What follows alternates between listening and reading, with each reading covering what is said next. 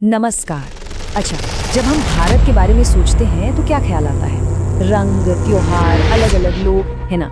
एक ऐसा देश जहां हर कदम पर कुछ नया है, कुछ अलग है, पर फिर भी एक धागा है जो इन सबको एक साथ पिरोता है। तो चलिए आज भारत की इसी अनोखी आत्मा को, इसके दिल को समझने की कोशिश करते हैं। और वो धागा, वो पहचान, उसका मूल मंत्र है विविधता में एकता।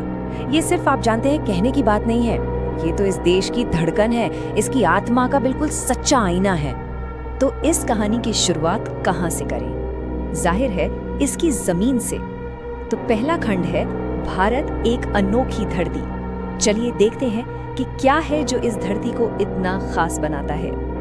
चलिए एक सफर पर निकलते हैं। सबसे पहले उत्तर की तरफ नजर दौड़ाते हैं। वहां देखिए, सिर उठाए खड़ा है हमारा विशाल हिमालय, एक प्रहरी की तरह, एक गार्ड की तरह जो सदियों से इस देश की रक्षा कर रहा है। अब हिमालय से सीधे चलते हैं दक्षिण की ओर। यहाँ का नजारा बिल्कुल अलग है। यहाँ विशाल महासागर हैं जो भारत के पैरों को धोते हैं। ये सिर्फ हमारी सीमा नहीं है, बल्कि हमारी समृद्धि का जरिया भी है। अच्छा, अब पश्चिम की तरफ मुड़ते हैं। यहाँ क्या है? दूर दूर तक फैला हुआ थार का रेगिस्तान। इसकी अपनी ही एक अलग दुनिया है, एक अलग ही खूबसूरती। और फिर आते हैं पूरब में, जहाँ बस हरियाली ही हरियाली है। तो देखा आपने, पहाड़, समंदर, रेगिस्तान, हरे भरे मैदान, सब कुछ है यहाँ। और यही विविधता ही तो भारत को इतना इतना जिंदा दिल बनाती है। पर रुकिए, ये विविधता सिर्फ जमीन तक ही नहीं है। जरा सोचिए, सैकड़ों भाषाएं, हजारों त्योहार, हर कुछ किलोमीटर्स पर बोली बदल जाती है, पहनावा बदल जाता है, लेकिन इन सब के बीच, इन सब के ऊपर एक ही पहचान है जो हम सबको जोड़ती है, और वो है भारतीय होना। और ये जो भारतीय होने की पहचान है ना, इसकी जड़ें बहुत गहरी हैं हमारे इतिहास में। तो चलिए अब दूसरे खंड की ओर बढ़ते हैं और सुनते हैं स्वतंत्रता की कहानी। ये सफर बिल्कुल भी आसान नहीं था।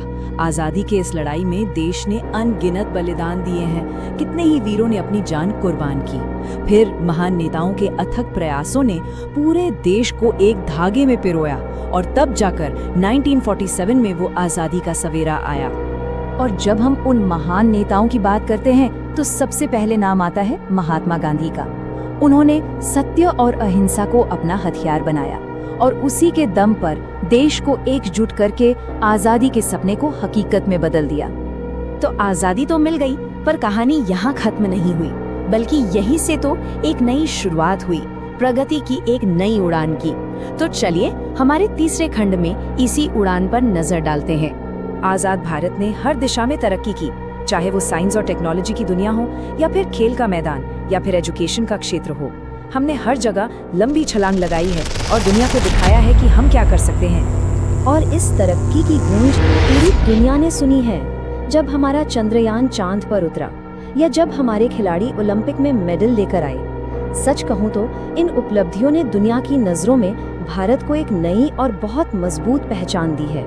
पर एक मिनट, ये सारी उपलब्धियां, ये सारी तरक्की, ये आती कहां से है? मतलब देश की असली ताकत है क्या? इसका जवाब मिलेगा हमारे चौथे खंड में, जिसका नाम है राष्ट्र की असली ताकत।